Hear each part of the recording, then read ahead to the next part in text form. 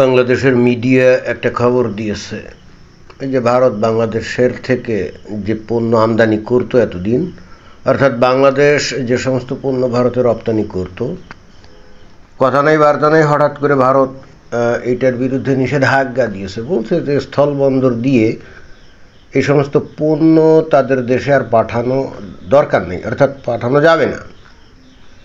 এতদিন ধরে আমরা ডক্টর মোহাম্মদ ইউনূসের কাছ থেকে আমরা শুনছি যে এই সেভেন সিস্টার্স নিয়ে তার অনেক মায়া মহব্বত। এই সেভেন সিস্টার্স কীভাবে উন্নত হতে পারে, তাদের জীবনযাত্রা কীভাবে উন্নত হতে পারে, এই জন্যে এই ইন্ডিয়ান ওশান অর্থাৎ ভারত মহাসাগরের গার্ডিয়ান হিসেবে উনি নিজেকে নিজের পরিচয় তুলে ধরে ওই যে চায়নাতে কথাবার্তা বলছিলেন আর কি। এবং উনি বলছিলেন যে বাংলাদেশের সুন্দর পোর্ট আছে, সমুদ্র পথ আছে, সমুদ্রের পাশে চিটাগাং পোর্ট আছে, এই বন্দর ব্যবহার করেই চায়না এই যে এই সেভেন সিস্টার্স খ্যাত অর্থাৎ 7টা রাজ্য ভারতের, সেখানে ব্যবসা বাণিজ্য করতে পারে এবং এতে করে সবার উপকার হবে। এটা তো ভালো কথা ছিল। আমরা তো চিন্তা করছিলাম ডক্টর মোহাম্মদ ইউনূস তো চমৎকার চমৎকার কথা বলছেন, অন্তত আঞ্চলিক অর্থনৈতিক উন্নতির ব্যাপারে তার যে সদিচ্ছার কোনো অভাব নাই, আন্তরিকতার যে কোনো অভাব নাই, সেটাই তো মনে হচ্ছিল। কিন্তু বিধিবাম ভারত বিষয়টাকে হালকাভাবে তো নেই নাই, বিষয়টাকে সিরিয়াসলি নিয়েছে এবং এই সেভেন সিস্টার্সের ব্যাপারে পরবর্তীতেও ডক্টর মোহাম্মদ ইউনূস সাহেব বিভিন্ন জায়গায় কথা বলছেন দেখলাম। তো এখন যে বিষয়টা নিয়ে কথা বলাতে ভারত মোটেও ডক্টর মোহাম্মদ ইউনূসকে আমলে নিচ্ছে না, বা তার সাথে যে প্রধানমন্ত্রী নরেন্দ্র মোদীর দেখা সাক্ষাতের বিষয়টা অনেকটা কি হয়ে গেছে, থেমে গেছে। যদিও যে থাইল্যান্ডে একটা ব্যাংককে একটা সম্মেলন ছিল, সেখানে সাইড লাইনে হালকা পাতলা দেখা সাক্ষাৎ হয়েছিল, কিন্তু দেখা সাক্ষাতের পরপরই দেখলাম যে ভারত কথা নেই বার্তা নেই বাংলাদেশের যে ট্রান্সশিপমেন্ট সুবিধা এটা বাতিল করে দিল। আমরা ভাবছিলাম নরেন্দ্র মোদীর সাথে যখন দেখা সাক্ষাৎ হয়েই গেছে, এইবার বোধ হয় পরিস্থিতি আস্তে আস্তে উন্নতির দিকে যাবে। ও বাবা, উন্নতি তো দূরের কথা, উল্টে বাংলাদেশের সর্বনাশ হয়ে গেল। এখন এভাবেই কয়েকদিন চলার পর কয়েকদিন আগে দেখলাম ডক্টর মোহাম্মদ ইউনূস আবারও সেভেন সিস্টার্সের বিষয়ে তার মায়া মহব্বতের কথা উনি বললেন। এবং যখনই এই কথা বললেন, এইবার বাংলাদেশ থেকে যে পণ্য এই সেভেন সিস্টার্সে রপ্তানি করতো, প্রাণ গ্রুপ, তারপরে RFL গ্রুপ, এবং একই সঙ্গে বাংলাদেশ থেকে নাকি বিপুল পরিমাণে যে কী জানি তৈরি পোশাক, এগুলোও নাকি রপ্তানি হতো। তো ভারত কি বললো যে এইগুলো আর রপ্তানি করতে পারবে না। এটা তো বুঝলাম না, ভারতকে নিজের ভালো চায় না নাকি? তো এখন এইটার প্রেক্ষিতে যারাই এই পণ্য এই সমস্ত এই সেভেন সিস্টার্স বা ভারতে পাঠায়, স্বাভাবিকভাবে তাদের ব্যবসায়িক ক্ষতি হয়, তাই না? এটার উপরে ভিত্তি করেই তাদের ব্যবসা বাণিজ্য গড়ে উঠছিল এবং এই ব্যবসা বাণিজ্যটা একেবারে যে কম তাও না। আমি দেখলাম যে এটা প্রায় 150 থেকে 200 মিলিয়ন ডলারের মতো। তো বাংলাদেশের অর্থনৈতিক প্রেক্ষাপটে 150 থেকে 200 মিলিয়ন ডলার তো অনেক, এবং অতএব এই 150 থেকে 200 মিলিয়ন ডলারের এই ব্যবসার উপরে নিশ্চয়ই কয়েকশো না কয়েক হাজার ব্যবসায়ী এবং কৃষক এবং উৎপাদনকারী জড়িত, এতে কিন্তু কোনো সন্দেহ নাই। তো তারা এখন হঠাৎ করে এই বাজার যদি হারিয়ে ফেলে, অর্থাৎ রপ্তানি করতে যদি না পারে, তাহলে তারা পথে বসে যাবে। বিষয়টা তো তাই, অর্থাৎ অনেক ব্যবসায়ী পথে বসে যাবে। তো সেই হেতু বাংলাদেশ সরকারের উপদেষ্টা বা সরকারে যারা বসে আছে তারা কে কী বললো, এর চাইতে বড় কথা হচ্ছে যে ব্যবসায়ীরা কি বলল। তো ব্যবসায়ীদের মধ্যে একজন ব্যবসায়ী নেতা এই যে বলছে, মন্তব্য করছে আর কি, আন্তর্জাতিক বাণিজ্য আইনের তোয়াক্কাই করছে না ভারত। অর্থাৎ এই যে ভারত কথা নেই বার্তা নেই হঠাৎ করে বাংলাদেশের থেকে যে পণ্য ভারতে ঢোকে এটা নিষিদ্ধ করে দিয়েছে। তার প্রেক্ষিতেই বস্তুত এই কথা ব্যবসায়ী নেতারা বলছে যে আন্তর্জাতিক বাণিজ্য আইনের তোয়াক্কাই করছে না ভারত। এই জিনিসটা আমি আসলে বুঝলাম না। আমি আসলে বাণিজ্য টাণিজ্য অত বুঝি না, অর্থনীতি অত বুঝি না, কিন্তু কমন সেন্স তো আছে। যেমন ভারত এতদিন ধরে বাংলাদেশ থেকে যে পণ্য আমদানি করতো, হঠাৎ করে ভারত মনে করলো যে এই সমস্ত পণ্য তারা নিজেদের দেশে উৎপাদন করে, তবে এগুলো আনার দরকার নেই। তো এই ধরনের পরিপ্রেক্ষিতেও তো তারা এটা বন্ধ করে দিতে পারে, তাই না?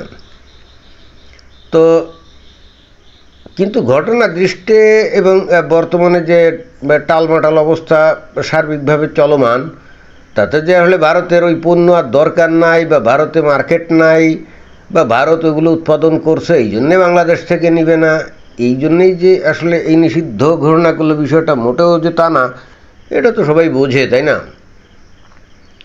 আমার কাছে যেটা মনে হচ্ছে যে এখানে এই যে বাংলাদেশের যে মানে ব্যবসায়ী নেতারা যে বক্তব্যটা বলছে যে আন্তর্জাতিক বাণিজ্য আইনের তোয়াক্কাই করছে না ভারত, আমি জানি না তারা কোন গ্রহে বাস করে অথবা কোন যুগে বাস করে। আন্তর্জাতিক বাণিজ্যিক আইন যাই থাক, যখন কোনো দেশের স্বার্থে ঘা লাগবে তখন ওই দেশ যে ওই সমস্ত আইন টাইনের ধার ধারবে না, এটা তো স্বাভাবিক ব্যাপার, তাই না? এবং সেক্ষেত্রে যদি কোনো শক্তিশালী দেশ, যদি কোনো প্রভাবশালী দেশ দেখে যে তার বিভিন্ন ক্ষেত্রে তার সমস্যা হচ্ছে, বা তার প্রভাবে ক্ষীণ হয়ে যাচ্ছে, বা তার উদ্দেশ্য হাসিল হচ্ছে না, তখন ওই দেশ কি আন্তর্জাতিক আইনে তোয়াক্কা করে নাকি?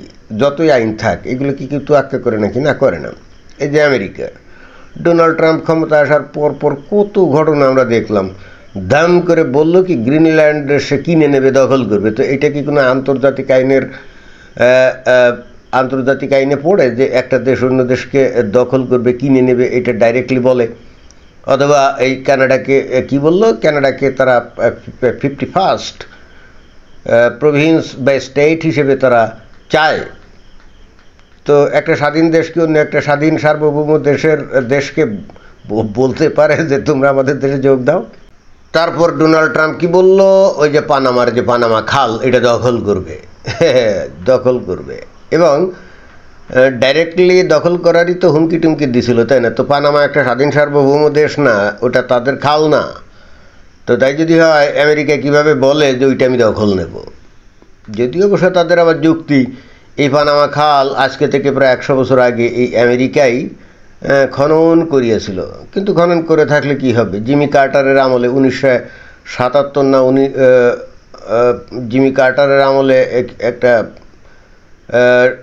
হয়েছিল, চুক্তি হয়েছিল যে 20 বছর পরে তারা এটা ছেড়ে দিবে, এবং সম্ভবত 1999 সালে এসে, 1999 সালে এসে এটা কিন্তু একেবারে অফিসিয়ালি আমেরিকা এই খালের মালিকানা পানামাকে বুঝিয়ে দেয়। তো যে জিনিসটা অলরেডি বুঝিয়ে দেওয়া হয়ে গেছে অফিসিয়ালি, তো সেই জিনিসটা আবার কোন আন্তর্জাতিক আইনে এই ডোনাল্ড ট্রাম্প আবার দাবি করে? তারপরে যে ট্যারিফ বসালো, কথা নেই বার্তা নেই, সারা দুনিয়ার সমস্ত দেশের উপরে ট্যারিফ ধার্য করে দিল, তাই না? তো পৃথিবীর কোনো আন্তর্জাতিক আইনে এগুলো কি চালু আছে? প্রশ্ন হচ্ছে ডোনাল্ড ট্রাম্প এই কাজটা এতগুলো ঘটনা ঘটালো, এতগুলো কাজ করলো, কই বাংলাদেশের কোনো মানে বাণিজ্য নেতা বা সরকার একটা টু শব্দ তো করছে বলে কখনো দেখি নেই। তারপরে যে রাশিয়া ইউক্রেনকে দখল করে বসলো, তাই না? একেবারে আক্রমণ করে দখল করে বসলো অনেকখানি জায়গা, almost 20% of total area of Ukraine captured by Russia, right? তো এটা কোন আইনে আছে? মানে আন্তর্জাতিক কোন আইনে এটা বৈধ? কোনো আইনে বৈধ না।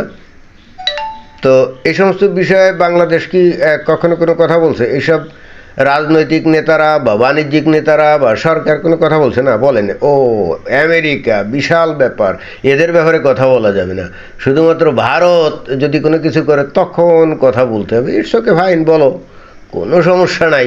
কিন্তু মুশকিলটা হচ্ছে বাংলাদেশের এই রাজনৈতিক নেতা প্লাস বাংলাদেশের যে এই ব্যবসায়ী নেতাটা, তারা এরা ভারতকে আসলে খুব আন্ডার এস্টিমেট করে, আমার কাছে এটাই মনে হয়।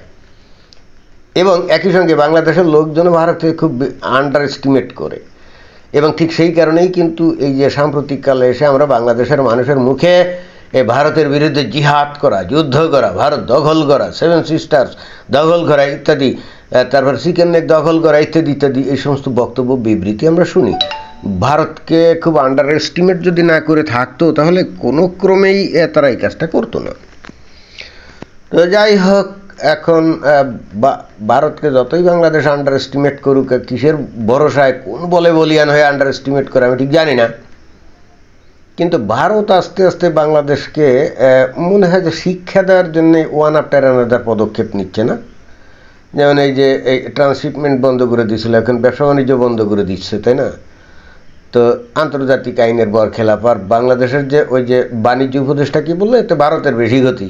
তার মানে ভারতের লাভ না ক্ষতি এটা ভারতের অর্থমন্ত্রী বা বাণিজ্যমন্ত্রী বা ভারতের সরকার বা ভারতের জনগণের সাথে বাংলাদেশের উপদেষ্টা অনেক বেশি জানে। ভালো কথা, জানতেও পারে। তাদের তো বোঝা উচিত যে ভারত খুব হিসাব কষে লাভ লসের ক্যালকুলেশন করেই আসলে পদক্ষেপ নিয়েছে। এবং কেন নিয়েছে, বস্তুত তারা বাংলাদেশের ব্যাপারে হয়তো 8-9 মাস ধরে অপেক্ষা করছে, দেখি বাংলাদেশ আস্তে আস্তে লাইনে আসে নাকি। কিন্তু দেখা যাচ্ছে বাংলাদেশ লাইনে আসতেছে তো নাই, উল্টে বাংলাদেশ আরও বিক্ষিপ্ত হয়ে এলোমেলো দিকে ধাবিত হচ্ছে। তো তখন বাংলাদেশের ব্যাপারে সম্ভবত ভারত একেবারে আগ্রহ হারিয়ে ফেলছে। এবং যখনই আগ্রহ হারিয়ে ফেলছে তখন বাংলাদেশের প্রতি তো আর মায়া মহব্বত সহানুভূতি দেখানোর দরকার নেই। বাংলাদেশের মানুষের প্রতি মায়া মহব্বত, বাংলাদেশের অর্থনীতির প্রতি মায়া মহব্বত দেখানোর তো আর দরকার নেই। এবং ঠিক সেই কারণে ভারত তাদের সাথে বাণিজ্যের যাবতীয় ব্যাপার আস্তে আস্তে আস্তে আস্তে কি কাট অফ করে দিচ্ছে, তাই না? এবং এটা আমি নিশ্চিত যে আগামী বর্ষা মৌসুম আসতেছে না, তো ভারত থেকে যে নদীগুলো বাংলাদেশের মধ্যে ঢুকছে না, আপনারা দেখবেন যে প্রত্যেকটা নদী হঠাৎ তারা ওই যে পানি আটকে ধরে ছেড়ে দিয়ে এইবার বাংলাদেশকে যে বন্যায় চুবাবে, আমার কাছে কিন্তু এই আশঙ্কাটা খুব প্রকট হয়ে আমার কাছে মনে হচ্ছে। এই কাজটা তারা করবে, কারণ এই কাজটা তারা পাকিস্তানের সাথে অলরেডি করে ফেলছে, কি করে নাই? তো পাকিস্তানে তো পারমাণবিক বোমা টোমা আছে, তো ওগুলোর কোনো তোয়াক্কা না করেই তো ভারত এই কাজটা করছে এবং করে যাচ্ছে। সেখানে বাংলাদেশের তো বাংলাদেশকে তো ভয় পার ভারতের কোনো কিছুই নেই, তাই না? তো সেখানে বাংলাদেশের কি অবস্থা করবে? এখন তো গরমকাল, বাংলাদেশের মানুষ টের পাচ্ছে না। বর্ষাকাল আসুক, তারপরে দেখবেন যে কি অবস্থা হয়। এবং আপনাদের একটা কথা বলতে পারি, এই যে বাংলাদেশে যে হিন্দু টিন্দু আছে না, এদের প্রতি ভারতের রাজনৈতিক নেতা বা রাজনৈতিক দল বা ভারতের জনগণ, এদের কিন্তু কোনো মায়া মহব্বত নেই, এটা বুঝতে হবে। অনেকে হয়তো মনে করতে পারে যে ভারতে হিন্দুত্ববাদী সরকার, বাংলাদেশের হিন্দুদের নিয়ে না জানি তাদের কত মায়া মহব্বত, কত দুশ্চিন্তা, তাই না? এগুলো পুরো ফালতু কথা। ওই যে মাঝখানে বাংলাদেশের হিন্দুদের উপর অত্যাচার নির্যাতনের বিষয় নিয়ে ভারতের ওই বিজেপি নেতা বা বিভিন্ন মিডিয়া এবং এখনও অনেক শোরগোল করছে, একপাক্ষিক প্রোপাগান্ডা ছড়িয়েছে না, এগুলো শুধু তাদের দেশে ওই যে রাজনৈতিক সুবিধা লাভের জন্য, এটা কিন্তু বাংলাদেশের হিন্দুদের জন্য না। এবং এখন যদি এই বাংলাদেশে মনে করেন কোনো রায়ট হয় এবং বাংলাদেশের হিন্দুদের উপরে ম্যাসাকার হয়, ও ভারত এসে তাদেরকে রক্ষা করবেন, একেবারে গ্যারান্টেড। দেখেন যে এই যে মানে বাংলাদেশের হিন্দুদের প্রতি ভারতের জনগণ এবং হিন্দুদের যে ন্যূনতম মায়া মহব্বত নেই, তার একটা অন্যতম উদাহরণ আমি দিতে পারি। সেটা কি জানেন? এই যে সারা দুনিয়ার মুমিন মুসলমানরা অন্তত ধর্মীয় কাজের জন্য, হজ করার জন্য হলো ওই যে পাকিস্তান ওই সৌদি আরবে যায় না, যায় তো ভিসা দেয়, তাই না? আপনারা চিন্তা করে দেখেন যে হিন্দুদের তীর্থ করা বা ধর্মীয় কর্মকাণ্ডের জন্যে মানে যাইতে হতো ভারতে। খেয়াল করে দেখবেন যে ভারত তারপরেও বাংলাদেশের হিন্দুদের এই যে বর্তমান যে ভিসা টিসা রেস্ট্রিকশন আছে না, বাংলাদেশের হিন্দুদেরকে কি সেইভাবে ভিসা টিসা দেয় না। শুধুমাত্র হয়তো ওই ইসকন আছে, আরও কিছু মন্দির টন্দির আছে, ওরা হয়তো গ্রুপ ট্যুরের ব্যবস্থা করে, হয়তো তাদের নেতৃত্বে হয়তো ওই 15 জন 20 জন 30 40 50 জনের গ্রুপ, এরকম হয়তো 1 মাস 2 মাসের ভিসা। আমি শুনছি এটা নাকি তীর্থভ্রমণের ভিসার বিষয়টা নাকি তাদের আছে, কিন্তু সেটা কিন্তু যৎসামান্য, একেবারে যৎসামান্য, নাম কাওয়াস্তে। অর্থাৎ বাংলাদেশের মানুষ, ভালো কথা, ভারতে তো হিন্দুত্ববাদী সরকার, তাই না? তো তারা এই বাংলাদেশের হিন্দুদের প্রতি তাদের মায়া মহব্বত স্বরূপ, তো বাংলাদেশের মানুষ এখন মনে করেন যে একটু নিরাপত্তার স্বার্থে হোক, একটু মানসিক শান্তির জন্য হোক, একটু ভারতে গিয়ে মনে করেন যে একটু তীর্থ করতে চায়, তাদের প্রতিও কিন্তু ভারত সরকার ন্যূনতম মায়া মহব্বত দেখায় না। আচ্ছা, ডিক্লারেশন দিয়ে দেখানোর দরকার নেই, বাট ইনডিরেক্টলিও তো তারা এই সমস্ত ব্যবস্থা করতে পারতো, তা কিন্তু করে নাই। আমি আসলে যেটা বলতে চাচ্ছি, বাংলাদেশের হিন্দুরা যে যাই মনে করুক, বাংলাদেশের হিন্দুদের ব্যাপারে ভারতের সরকার বা ভারতের হিন্দুদের বা বিজেপির ন্যূনতম কোনো মায়া মহব্বত নাই। আর শুধুমাত্র হিন্দুদের ভিসার ব্যবস্থা যদি করেও সেটা অন্যায় কি? সৌদি আরব যদি শুধুমাত্র মুসলমানদের জন্য যদি হজ ব্যবসার যদি হজের জন্য যদি ভিসার ব্যবস্থা করে শুধু ধর্মীয় উদ্দেশ্যের কারণে, তাহলে ভারত যদি বাংলাদেশের হিন্দুদের বা পাকিস্তান বা আফগানিস্তান বা আশেপাশের বিভিন্ন হিন্দুদের দেশে যদি এরকম ধর্মীয় ভিসার ব্যবস্থা করে, তো অন্যায়টা কি? ও, সৌদি আরব করলে সমস্যা নাই, আর ভারত করলে বিশাল সমস্যা। তো অর্থাৎ ন্যূনতম মায়া মহব্বত যদি থাকতো বাংলাদেশের হিন্দুদের ব্যাপারে, তাহলে কিন্তু এগুলো কেয়ার করতো না, অন্তত হিন্দুত্ববাদী সরকার, তাই না? তো যাই হোক, আমি যেটা বলতে চাচ্ছি, যেহেতু বাংলাদেশের হিন্দুদের প্রতি ন্যূনতম কোনো মায়া মহব্বত নাই, আর এখন ওই যে সেখানে চলে যাওয়ার পর বাংলাদেশ থেকে বা বাংলাদেশের ব্যাপারে ভারতের যে আশা, উদ্দীপনা, আগ্রহ ইত্যাদি ছিল গত 8-9 মাসে, তো এগুলো উবিয়ে গেছে, তাই না? সুতরাং এখন এই ভারত কিন্তু বাংলাদেশের ওপর নানা রকম কঠিন কঠোর পদক্ষেপ নিতে 1 সেকেন্ড দেরি করবেন, এবং সেগুলো কিন্তু ওয়ান আফটার অ্যানাদার নিচ্ছে। এবং এই সিজনেই দেখবেন যে এই যে এখন খরার মৌসুম চলছে না, দেখবেন যে পানি বাংলাদেশ পাবে না, এবং বর্ষাকালে দেখবেন যে পানি ছেড়ে দিয়ে বাংলাদেশকে চুবাবে, একেবারে গ্যারান্টি দিয়ে বলতে পারি এবার বাংলাদেশে ভয়াবহ বন্যা হবে, যদি সেই রকম বৃষ্টি হয় আর কি। আর যদি বৃষ্টি না হয় তাহলে তো বেঁচে গেল। তো এটাই ছিল বক্তব্য। ধন্যবাদ।